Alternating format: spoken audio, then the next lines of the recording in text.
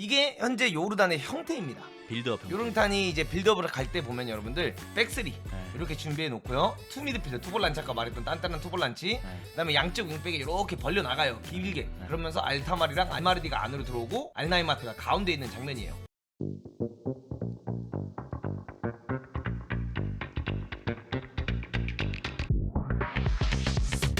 그래서 일단은 여러분들 첫 번째 컨텐츠 먼저 좀 보여드리도록 하겠습니다. 이제 오랜만에 보는 삼형제죠. 저희가 그때 했던 컨텐츠 사진 세장 떼왔어요. 알타마리, 알라이마트, 알나이마트, 알마르디. 올 완은 없습니다. 알이 세 개지요. 알삼형제. 알삼형제. 근데 이 알삼형제라는 별명도 여기서 시작된 거 아닌가? 다 제가 만든 거 아니에요? 제가 그거 언제 만든 거예요? 이거 시작할 때부터 만들었잖아요.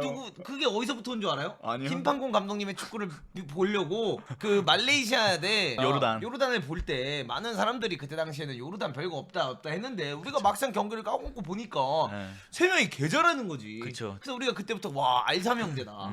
근데 그 알삼형제에 이제 야잔까지 껴버렸어요. 이 선수 좋죠. 알삼형제 플러스 야잔입니다. 이 선수는 중앙 수비수로 뛰고 있고 FA 서울 소속인데 네. 굉장히 잘합니다, 여러분. 빠르고 일단은 그리고 오늘 기사 뜬 거 봤을 때는 이 야자냐 선수가 한국말로 인사도 했다 하더라고요. 그 훈련장에서 안녕하세요라고. 그래서 한국 선수들의 특성을 누구보다 잘 알고 있기 때문에 잘할 수 있다. 어쨌든 간에 이 알삼형제 퍼포먼스가 굉장히 기대가 되고 지난 경기를 제가 봤어요. 요르단이 팔레스타인이랑 경기를 해서 3대1로 승리를 가져갔는데 그때 라인업을 보면 일단 백슬이 나옵니다. 나십, 나십, 알아랍, 앤 아부 알나디. 아부 알나디 나오고 여기 이제 자무스 앤 알샤르단. 와, 이 두 명 단단합니다. 투볼란치. 그리고 이제 여기 에샨 나오고 아부타하. 이 친구 굉장히 오버래핑 빡세게 나갑니다. 아부타하. 그다음에 여기도 빡세게 나갑니다. 그러면서 이제 알타마리가 안으로 슥 들어오고 알마르디가 안으로 들어오면서 위에서 이제 알나이마트 이 선수가 이제 서 있는 걸 볼 수 있는데 사실상 옐로 카드가 보면 이 선수들이 이렇게 많이 있었죠. 근데 이 선수 중에 옐로 카드 누구 하나라도 받았으면 우리나라랑 뜰 때 못 뛰는 거였는데 알마르디만 또 영리하게 받으면서 다 뛸 수 있는 상태예요. 그러니까 이제 요르단 입장에서는 풀 스쿼드가 나오는 거죠. 그냥 요 멤버 그대로 그대로 나올 가능성이 높다. 뭐 알타마리가 조금 발목에 통증을 느껴서 오늘 훈련을 안 했다라고 하는데 그냥 관리 들어가는 거죠. 그쵸, 나올 오늘 거예요. 훈련 하루 한다고 달라지지 않으니까. 하루 쉬고 나올 거예요. 그리고 이제 알나이마트가 이제 여기 이제 사진에 보이는데 사실 이제 내일 경기를 보면 많은 사람들이 알타마리에 집중을 할 거고 알마르디 혹은 야잔에 집중을 할 텐데 내일은 여러분들 얘입니다. 얘 못 막으면 뒤지는 거예요. 알라이마트. 알타마리가 오른쪽에서 이거 하면서 이제 드리블에서 들어가잖아. 근데 약간 아시안컵 때는 알타마리가 그래도 좀 벌려서 뛰었단 말이야. 그쵸. 받아가지고 지가 1대1 치는 상이 많이 나왔다고 치면은 이 새로운 감독 체제 안에서는 이 둘을 그냥 안으로 집어넣어 버려. 그러면서 알나이마트가 빠져나간단 말이야. 약간 육각형이에요. 빠르고 헤딩 싸움 잘 싸워주고. 그러니까 이 친구는 제 개인적인 생각이지만 지금 리그 안 가면 통할 스타일이에요. 굉장히 좋고 K리그 오면 일단 씹어 먹습니다. 근데 내가 지금 전북현대다, 내가 울산현대다, 배팅 칩니다. 근데 뭐 카타르 리그에서 뛰는데 굳이 K리그 올 일이 없죠. 근데 올완이나 이런 친구들도 보면은 올완도 어쨌든 카타르 리그에 뛰었죠. 여기 국가대표고 카타르 국가대표고 카타르에서 뛰었고 그 친구도 셀랑구로에 가서 받는 연봉 확인해 보니까 아니 충분히 전북현대나 울산현대가 할 수 있는 돈이더라고. 네, 또 이런 선수 사긴 싫겠죠. 유럽 물 먹은 선수 사고 싶겠죠. 그러니까 이 축구를 볼 줄 모르는 거예요. 이 알나이마트 기가 막힌 선수인데 이 선수 내일 못 막으면 저희 작살난다. 일단 요거 말씀드리고 싶고요. 오랜만에 이제 분석 컨텐츠잖아요, 여러분들. 일단 요르단이 가장 무서운 것 중 하나가 뭐냐? 세트피스입니다. 코너킥.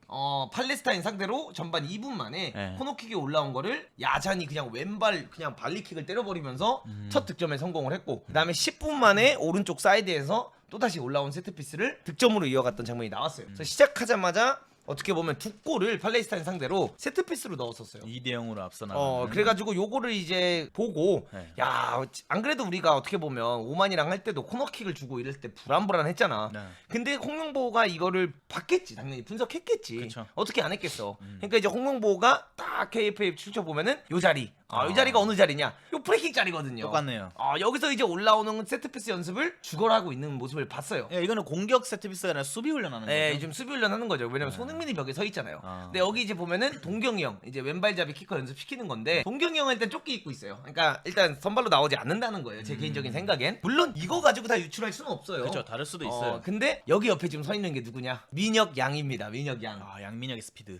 양민혁이 일단 여기 서 있다는 거. 그리고 여기 이제 보면은 뭐 아마 권경원이었던 것 같은데 권경원도 서 있고 황재원도 일단 들어가 있는 모습이 보였고 그 다음에 원두재, 그 다음에 오세훈 이런 선수들이 이제 병 연습하는 게 보이고 여기 지금 뛰어오고 있는 선수가 이게 배준성 배준호야. 그러니까 세컨볼 때하는 연습을 시키는 거지. 야, 그러면 내일은 원두재, 그 다음에 배준호, 그 다음에 이거 한 명이 황인범. 요렇게 3 미들로 나올 수도 있어. 근데 내가 봤을 때 박용우를 뺄 것 같진 않은데 네. 어쨌든 원두재가 뭐 교체로 나올 수도 있는 거고. 그쵸. 근데 배준호가 공미 자리에 들어오면서 오른쪽에 이재성이 나갈 수 있는 확률이 꽤나 있을 수도 있다고 보고. 근데 이게 어려운 게 새로운 선수가 들어오기가 애매한 게 그럼 시찬이 형은 또 어디로 가? 근데 저는 그러니까 흥민이 형이 결국 공미 들어가야 되고 네. 시찬이 형이 왼쪽을 뛰어야지. 그럼 재성이 형을 뺄 수 없잖아. 그럼 재성이 형 오른쪽 윙 가잖아. 그럼 사실 배준호, 양민혁 이런 친구들이 뛸 데가 없어. 제가 봤을 때 이재성 선수를 쉬게 해주고 전반에 스피드 대 스피드로 붙겠다 해서 양민혁 넣고 뭐 이런 선수 야. 넣어가지고 그냥 2판 4판으로 들어가고 나는 이 저격수들이 그렇게 기다리고 있는데 이재성을 벤치에 넣어? 아니 그럴 가능성도 있다 생각하죠. 그리고 나는 원두재 중앙 수비로 쓸 확률도 있다 생각해요. 빠르니까 선수들이 상대가 그 조현민 선수보다는 원두재가 빠르다 생각해서. 예? 조현민 선수 느려요. 빠르진 않아요. 원두재보단 빠르죠. 근데 원두재 공 다루고 이런 거는 미드필더 계속 보던 선수다 보니까 원래 그 울산에서도 중앙 수비로 가끔 썼었어요. 원두재를 계속해서. 그래서 권경원 원두재 중앙 수비로도 나올 확률이 충분히 있지 않나라는 생각이 좀 들어요. 박용우를 뺄 이유는 없으니까요 지금. 뭐 그것도 맞는데 어쨌든 그런 선수들이 연습하고 있었다. 그래서 요 세트피스 연습을 확실하게 준비하고 있는 모습이 보이고 그다음에 세 번째 골 장면 같은 경우에는 사실상 여기서 이제 기부를 해줘요. 팔레스타인 카프에 공이 넘어왔는데 이 수비수가 그냥 이거를 걷어냈으거나 패스를 했으면 됐는데 이거를 페인팅 한번 주고 이제 바깥으로 치려다가 알타마리한테 뺏겨서 알타마리가 이제 왼발로 완벽하게 이제 골을 넣었던 장면. 그러면서 결국 이 팀이 이 11번, 네. 11번의 팔레스타인 선수 잘하죠. 벨기에 그다음에 9번 선수 이 둘이 굉장히 잘하는데 네. 이 둘을 데리고 계속해서 고군분투를 했어. 네. 계속해서 공격을 막 밀어붙인 장면도 나오고 했어. 네. 그러면서 결국 득점을 이어가기도 했어. 여기 사이드에서 이렇게 치고 들어와서 크로스 올린 게 지금 뛰어들어가면서 흐르게 되고 뒤에서 이제 골을 넣었는데 네. 그래서 이 경기를 보면서 결국 요르단 보면 5백으로 서 있잖아. 네. 근데 지금 팔레스타인 공격 숫자 몇 명이야? 5명이. 개 많지. 네. 그러니까 요르단을 뚫기 위해선 나는 투톱 전술이 나와야 된다고 생각을 해. 주민규, 오세훈. 아니 꼭 손흥민을 거기 넣든 황희찬을 넣든 누굴 넣든 하네. 공격형 미드필더 숫자를 늘릴 이유가 없어 보인다. 그러니까 뒤에서 어차피 공 돌리는 건 압박 안 할 거고. 아니 압박 근데 얘네 나올 것 같아.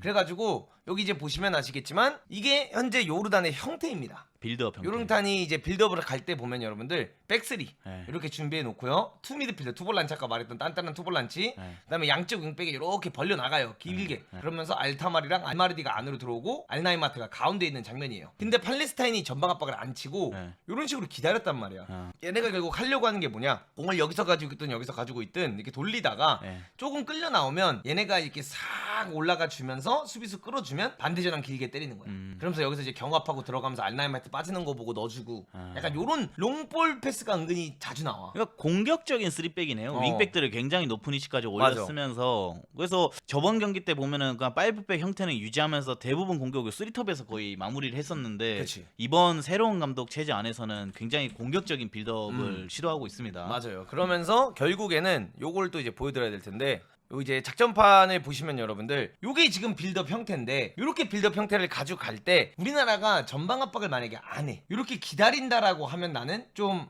안 좋을 것 같고 그냥 우리가 이거는 압박을 강하게 치면서 게임을 끝내려고 들어야 된다라고 나는 오히려 생각을 해. 그러니까 상대 3백 1대1로 붙여가지고 앞에서부터 눌러야 된다.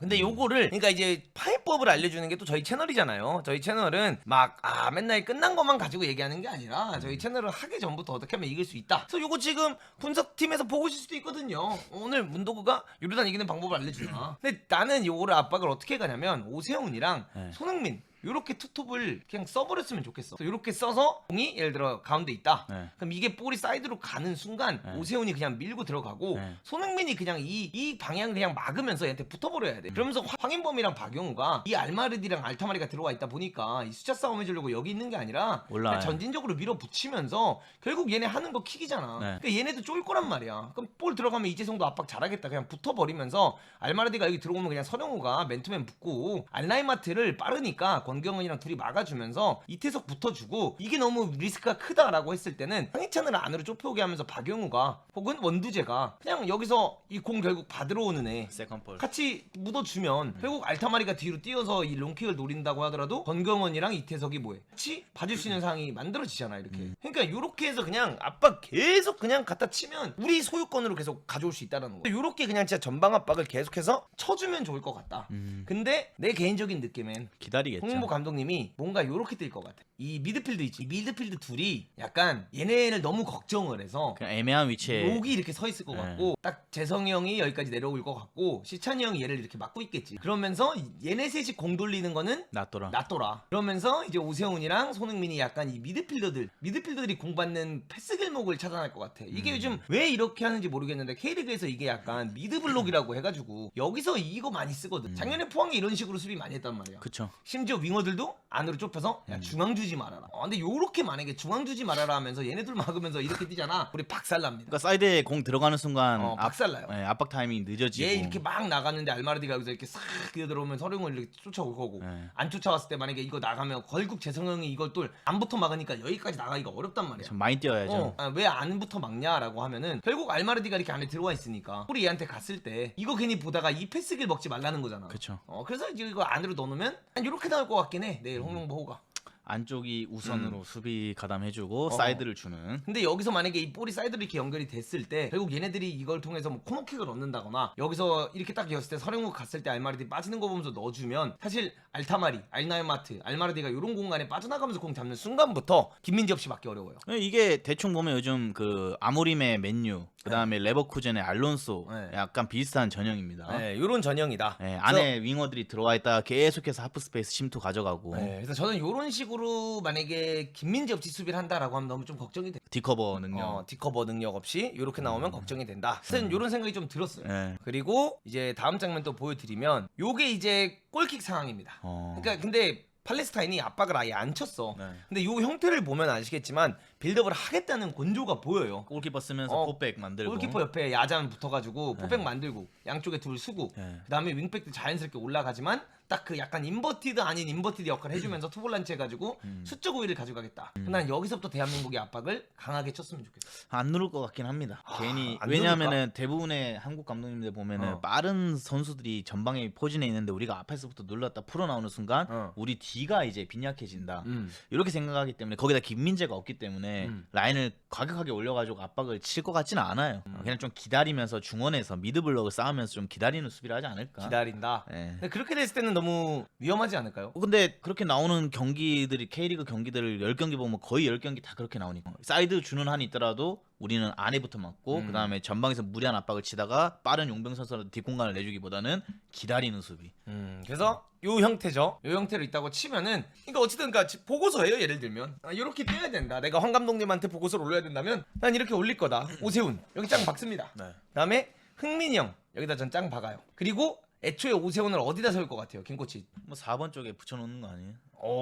이제 좀 아시네요. 여기 세워놓습니다. 그리고 손흥민을 전 가운데 세워놔요. 한쪽으로 몰아야 돼. 손흥민을 가운데 세워놓고 이재성이 왜냐면 황희찬보다 수비 가담력이 좋아요, 나빠요? 좋죠. 훨씬 좋고 수비력도 좋기 때문에 나는 이재성 쪽이 안으로 들어오면서 수비해주는 걸 원하는 거야. 그러면서 여기서 아예 또 황인범, 박용우 올려 붙여버리고 이렇게 맞짱 떴을 때 이 둘이 얘네 둘한테 지라는 법이 없거든. 그쵸. 그러면서 시찬이 형 8번 여기서 지금 여기 지금 여러분들 보시면 아시겠지만 여기 있는 선수 23번 이 선수를 근데 지금도 봐봐 팔레스타인들이 이렇게 떨어져 있잖아. 그쵸. 이렇게 떨어져 있으면 안 된다고. 아내가 우선이에요. 왜냐면 여러분들 이렇게 아내가 우선해서 떨어져 있잖아요. 결국 패스가 갔어. 그래서 오세훈이 몰아 패스가 가 손흥민이 이제 이렇게 갔다가 또 한번 몰아야 돼. 그럼 여기 결국 이렇게 있잖아요. 이 선수들이 어떤 선택을 하냐면 얘한테 볼이 이렇게 갈 때 순간적으로 얘네가 뭐해 이걸 나가. 그쵸. 그럼 여기 결국 받으러 오면 이거 결국 이렇게 돌려치면 끝나고 반대로 이렇게 떨어져 있을 때 볼이 왔어. 그러다 보니까 이제 황희찬이 얘한테 공 갈 것 같아서 이렇게 이제 압박을 나가려고 해. 그럼 얘가 결국 그때 뭐 합니까? 안으로 싹 들어가면서 알타마리가 이렇게 나오죠. 그럼 여기서 이제 이태석도 얘를 못 따라 나와요. 늦게 나오죠. 이게 토트넘의 압박 형태잖아요, 약간. 근데 요런 식으로 압박을 절대 하면 안 되고 내일 같은 경우에는 무조건적으로 이렇게 그냥 붙어야 됩니다.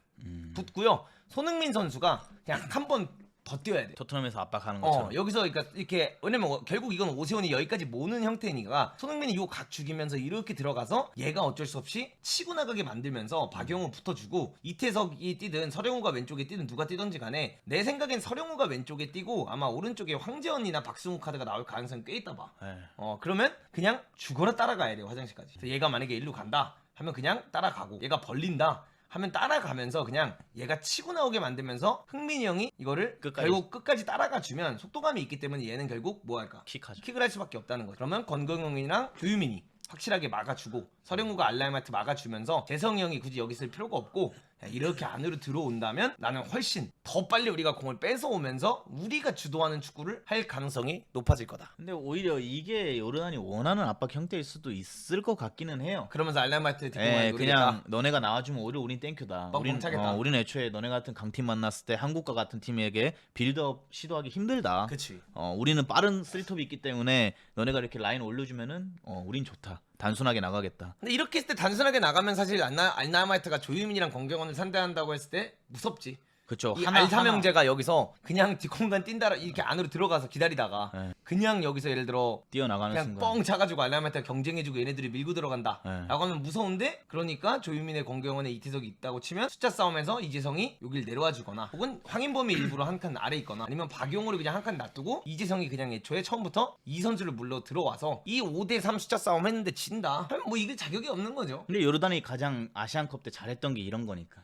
이런 공격 패턴. 단순하게 뒷공간 선수들이 공간 tum수해주고 거기서 빠른 돌파에 마무리. 근데 우리가 이런 식으로 압박한 적은 없으니까. 그죠? 뭐 이런 식으로 압박은 한 번도 한 적은 없는데 모르겠어요. 저는 이게 90분 동안 하나 얻어 걸렸어도 질 수도 있거든요. 요거 넘어오는 거에. 그래서 내일은 좀 소극적인 경기 운영을 할 것 같아요. 근데 소극적인 경기 운영을 하면 난 더 위험해질 거다라고 판단을 하는 거예요. 그쵸. 뭐 앞에서부터 애초에 요르단이 뭐 빌드업을 잘하는 팀이 아니고 그리고 우리나라 같이 압박하는 팀이 만약에 없었잖아요. 지금까지 많이. 팔레스타인도 그렇고. 그럼 이게 분명히 압박하게 되면 당황하고 거기서 실수가 나올 거예요. 근데 그치. 그 실수가 나와서 우리가 골을 넣어줘야 돼요. 그러면서 경기 운영을 들어가야 되는데 만약에 득점을 못하고 계속해서 선수들이 체력적으로 갉아먹는 형태가 나오고 후반전 됐을 때 뭐 뒷공간 몇 번 두드려 맞다 보면은 또 힘든 경기가 될 수도 있다. 그러면 또 유튜버들 썸네일에 뒷공간 노출 많이 됐다. 간격 차이가 많이 네, 됐다. 거기다 할만 맞춰 민재형 없는 거. 그러니까 압박할 때 간격이 안 벌어질 수가 없어요, 여러분들. 그쵸. 한 명씩 쪼아야 되니까. 이게 진짜 여러분들 제가 흔히 말하는, 그러니까 이게 말하기가 되게 쉬워서 맨날 간격 그러는데 여러분들 보세요. 예를 들어 이 선수들이 이렇게까지 받으러 내려가. 그럼 여기서 박영우랑 황인범이 이거 물로 이렇게 갔어. 근데 여기서 여러분들 얘네 셋이 만약에 그냥 안 내려가고 여기 개기고 있어, 여러분들. 그럼 여기서 이 간격 좁히려고 얘네가 이렇게 나가야 되는 거예요? 아니 간격 좁히러 가야 되는 거예요? 그러니까 이게 진짜 체계적인 압박을 보면 여러분들 간격이 벌어질 수밖에 없습니다. PSG도 간격 개 벌어져요, 압박할 때. 그쵸. 근데 무리해서 거기서부터 눌러서 거기서 공을 끊는 거죠, 걔네는. 근데 유일하게 간격 잘 유지하는 팀은 뭐 AT 마드리드 정도? 걔네는 애초에 이렇게 하니까 수비를 옆으로 하니까 수비. 근데 또 우리가 옆으로만 수비하면 뭐해? 왜 약팀한테 내려 앉아 있냐. 52한테 내려앉아서 수비하냐 이럴 거 아니야. 그쵸. 카운터 어택 축구 아니야. 왜? 그래서 저는 요렇게 생각은 하는데 요렇게까지 압박은 안 할 거야. 모르겠어. 내가 지금까지 봐온 감독 홍명보, 그 다음에 이 지금 경기들을 보면서 어쨌든 그 수석 코치랑 얘기하고 막 미팅하고 하는 걸 봤을 때는 개인적으로는 전방 압박을 칠 것 같아. 홈에서도 경기하고 이렇기 때문에 칠 것 같고, 이제 가장 중요한 건 얘네가 이렇게 전방 압박을 합니다. 내가. 그러니까 이게 우리가 오만이랑 했을 때는 오만이 5-4-1로 딱 내려앉은 느낌이라고 하면은 얘네 5-4-1은 내려앉은 느낌은 아니야. 그러니까 얘네도 딱 미드 블록에 이렇게 와서 알타마리가 결국 끌려와. 그러니까 이거를 우리는 역용해야 돼, 우리가 빌드업. 상대 윙어들이 안에 들어왔을 때 사이드에 우리 근데 인버티드 풀백을 쓰다 보니까 인버티드 풀백을 좀 확실하게 쓸 거면 확실하게 안에 타임마켓 들어가서 양쪽 윙어들이 1대1 할 수 있는 공간을 빨리빨리 만들어줘야 될 것 같긴 해요. 그래서 만약에 상대가 지금 이렇게 압박을 하잖아요. 파이백이랑 해가지고 빌드업을 한다라고 하면 얘네가 여기 이렇게 있잖아요. 더 높은 라인에 있어요. 이건 5만 라인업이고요. 얘네들은 이렇게 올라와 있어요. 그러니까 우리가 편하게 빌드업을 못하게 만들려고 한다는 거지. 그럼 결국 공간이 뒤에 은근히 노출이 될 거라는 거야. 물론 우리랑 할 때는 좀 더 극단적으로 내려앉을 수도 있어. 본인들이 팔레스타인보다 강하니까 이렇게 나왔을 수도 있지. 근데 나는 빌드업을 한다라고 하면은 서령우를 굳이 내보내지 않았으면 좋겠어. 앞으로. 근데 서령우 많이 안 나가던데요. 그래서 그냥 서령우랑 권경원까지 해가지고 난 이렇게 변형 백스리를 만드는 게 훨씬 유리해 보여. 한 명이 더 끼지 말고 미드필더가. 그러면서 황인범이랑 박용호가 투볼란치에 있다라고 이렇게 쳤을 때 결국에는 이 선수들이 뭐해? 압박을 친다라고 해서 조유민이 만약에 서령을 줬을 때 알마르디가 오잖아. 알마르디가 온다라고 했을 때 황인범이 여기 있으니까 얘도 끌려 나온단 말이지. 그쵸. 그 다음에 조유민이 또 이렇게 내려가 줄 수 있고, 그럼 이제 결국 얘도 올라올 수밖에 없고 박용호 있으니까 얘 들어온다라고 치면은 권경원 벌려주면 알타마리도 전진이 된단 말이야. 그럼 우리가 수적으로 이렇게 됐을 때 여기서 이재성 벌리고 황희찬이 벌려 있잖아. 그럼 결국 이태석이 한 명 빈단 말이야. 그쵸. 그럼 결국 이 숫자 싸움을 지금 보면 어떻게 돼요? 우리가. 한국이 한 명이 더 많죠. 한국이 한 명이 더 많아요. 네. 거기다 조현우까지 있잖아요. 네. 그러니까 이길 수밖에 없는 싸움이야. 근데 여기서 계속 손흥민 내려오고 막 이재성 이렇게 내려오고 이래버리면 결국 오세훈 혼자 여기 외로워서 공이 얘네들한테 들어갔을 때 이 상태가 되면은 5대3. 오세훈 혼자 이거를 흔들 수가 없는 거야. 이 상황이 됐을 때 이태석이 튀어나간다고 해도 이 균형이 깨지기가 너무 어려워. 그렇기 때문에 애초에 투톱을 이 셋 타에 놔둬주면서 네. 이태석을 좀 더 공격적으로 쓸 수밖에 없어. 한 칸 올려서. 근데 그래서 나는 이태석을 안 쓰는 게 맞다 봐 이번 경기. 서령우가 이 자리에 뛰고. 난 그래서 서령우가 일로 와야 돼. 서령우가 조금 더 일로 와서 그러면 어떻게 됩니까? 이렇게 되는 거죠. 서령우가 알타마리를 막아주면서 변형 백스리가 되죠. 네. 그러니까 요 자리가 지금 누가 들어오게 될 것이냐라고 봤을 때 이게 그러니까 나는 지금 사실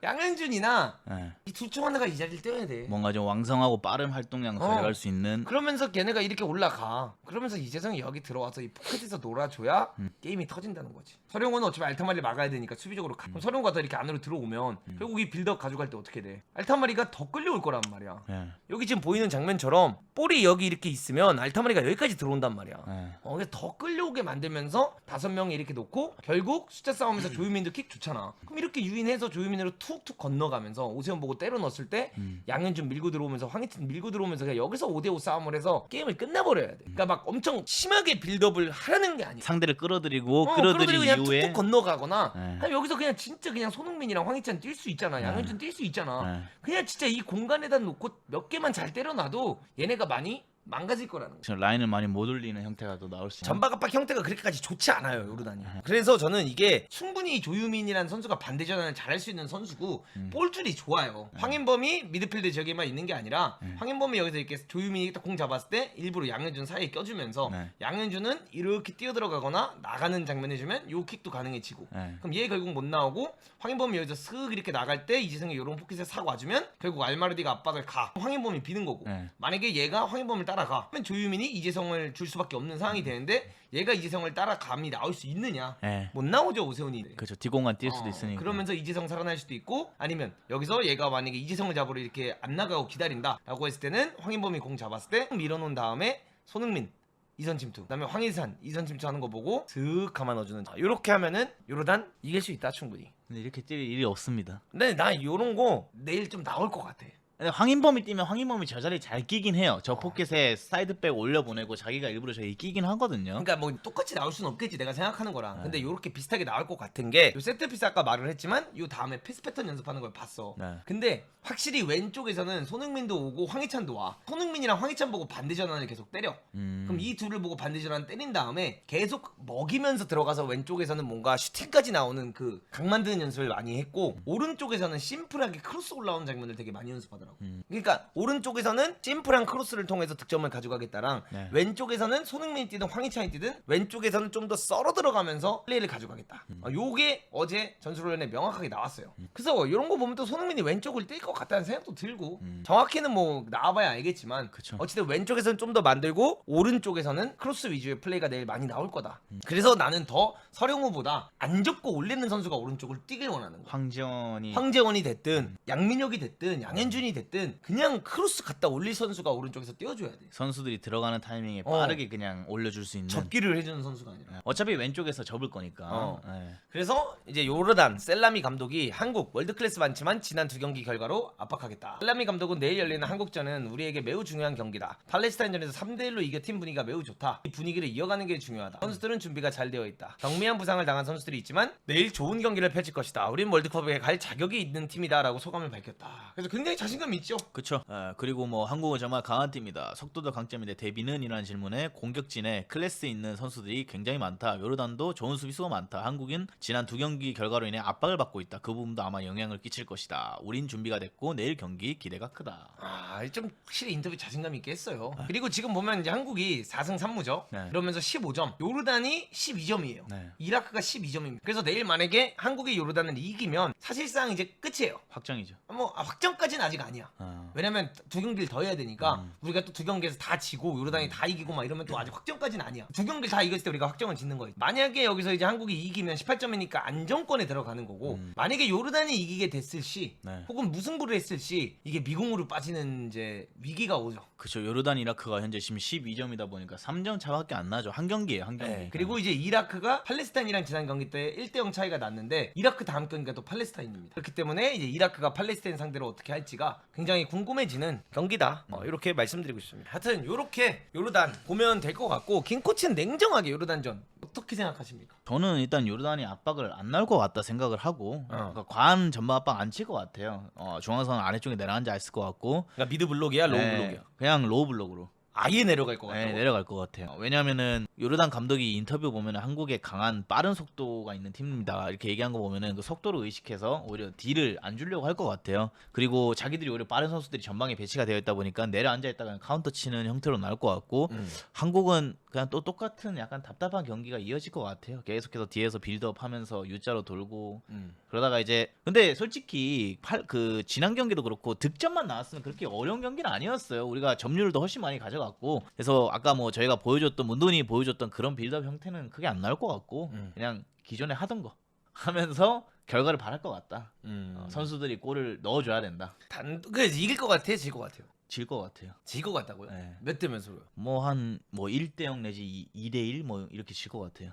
왜냐면은 해체하자. 해체가 답이다. 아니 왜냐면은 지난 아시안컵 기록을 보셔도 아시겠지만 클린스만 시절 때 요르단이랑에서 슈팅 개수가 3개인가 4개였는데 요르단 17개 때렸어요. 그러니까 그 정도로 압도적인 경기를 했습니다. 그런데 우리나라는 점유율 70% 가져왔어요. 근데도 우리나라가 제대로 된 경기를 못 했잖아요. 그래서 이번 경기도 아마 알타마리, 알마르디 그다음에 알라이마트 요 쓰리톱한테 김민재도 없고 이런 상황에서 힘든 경기 할 것 같아요. 저는. 그때 우리 요르단 원정 가서 그건 아시안컵 때고 클린스만 근데 그때 알타마리가 없었잖아요. 알타마리가 없었고 지금은 알타마리가 있고 여기에 손흥민 선수가 알타마리니까. 그치, 그건 그렇지. 알타마리가 흔드는 그게 굉장히 위협적이기 때문에 그래서 2대1 정도로 친다. 네, 뭐 1대0 내지 2대1 패배할 것 같다.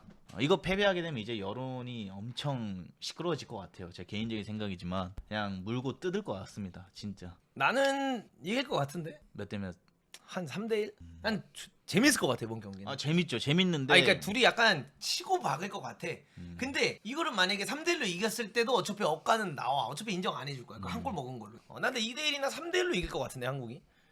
내가 봤을 때는 내일 손흥민, 약간 오세훈 이런 선수들이 내일 기가 막히게 뭔가 해줄 것 같고 이재성의 뭔가 헤딩 이런 거 하나 나올 것 같고 그래서 한 3대1 정도 나는 바라볼 것 같고 그리고 이제 내 개인적인 생각이지만 홍명보 감독님도 물론 안정적인 선택을 되게 많이 하는 감독이지만 지금 이강인도 없어, 김민재도 없어. 그러니까 어쨌든 플레이메이커가 한 명이 빠진 상태잖아. 물론 황인범이 돌아왔지만. 그러니까 나는 내일 좀 또 우리가 보지 못했던 장면들이 나올 것 같아. 어쨌든 지난 5만 경기 때 이강인을 수비형 미드필더에 넣어가지고 볼란치로 활용을 했잖아. 그쵸. 그거 지금까지 국가대표 어느 감독도 볼란치로 이강인을 써본 적 없어. 근데 그거를 어쨌든 간에 들고 나온 게 홍명보였잖아. 뭐 코칭 스태프랑 상의를 해서 한 거든. 네. 그리고 이강인을 거기다 결국 넣기 때문에 이게 막 황희찬이 오른쪽에 있다 왼쪽 갔으니까 골 넣었다가 아니야. 이강인을 그 자리에 넣기 때문에 황희찬이 골을 넣은 거야. 저 패스가 들어가니까. 황희찬이 오른쪽에서 뛰고 있었어도 이강인이 그 패스 넣었으면 황희찬이 골 넣었을 거야. 맞잖아. 그쵸. 그러니까 그 변화를 결국 가져온 게 이 경기에 맞는 교체를 잘 한 거거든. 그래서 나는 이 요르단 분석을 분명히 했을 거고 이 요르단의 경기에 대해서 준비를 잘해 나올 것 같다는 생각이 들어. 모르겠어요. 뭐 이거는 양쪽 의견이 다른 건 거예요. 저는 패배를 예상하고 있고 문동호님은 승리를 예상하고 있고